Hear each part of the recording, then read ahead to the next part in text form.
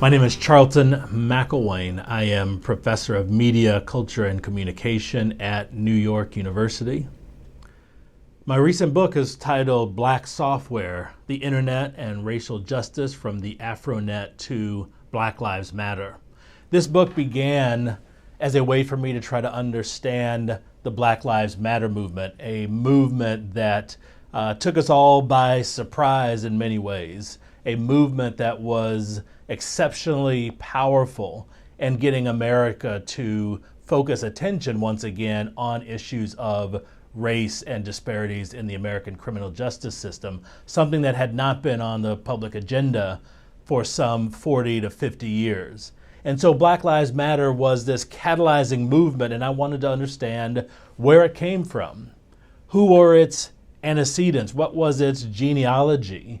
And I really wanted to understand how the Black Lives Matter movement marshaled digital tools to accomplish all that they did accomplish.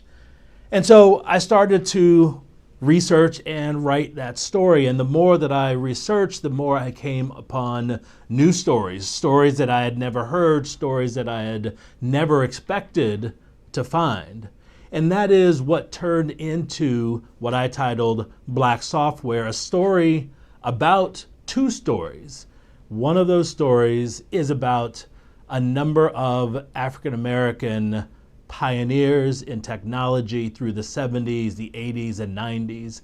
These were people who are in many ways hidden figures, people that we don't see as being part of the development of the internet, the development of digital tools. But these were folks who were hobbyists, they were teachers, some of them were computer scientists and engineers and programmers, but they were folks who really, in no uncertain terms, gave us the internet as we know it.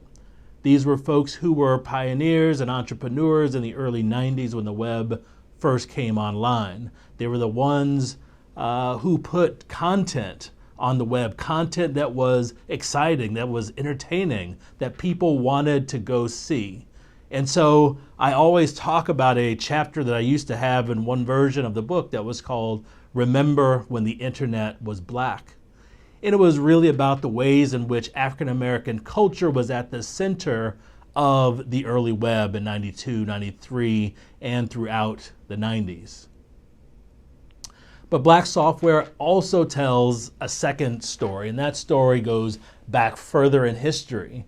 And the more I looked, the further I went and ended up back in the 1960s in a moment where most people don't talk about things that happened simultaneously. And that was, of course, the civil rights movement on one hand, the development of computing on the other. And most people throughout history will tell you that these were two parallel stories, happened at the same time, but had nothing to do with one another.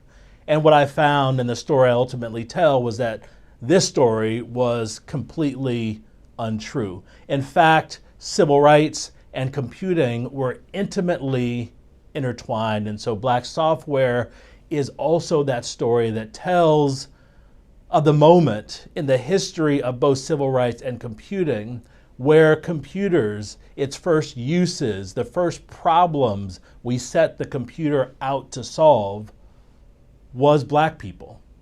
The problem was us. The problem was me. Folks like me in the streets protesting for their rights, protesting in the halls of Congress, and those who were threatened in government and throughout the society looked on us and saw us as problems. And so when government leaders heard about the powers of new computing systems, they said, and in fact, it was Lyndon Johnson very specifically who commissioned a crime commission and said, among everything else that I want you to do in figuring out the causes and the fixes to our crime problem, I want you to find a way to use these new computing systems to solve this problem that is about urban areas in the United States, this problem that is about race, this problem that is about African Americans. And so Black Software, as much as it is an uplifting stories about hidden figures who built the internet that we know today, it's also a reminder that these tools were not built for us. In fact, they were built to destroy us.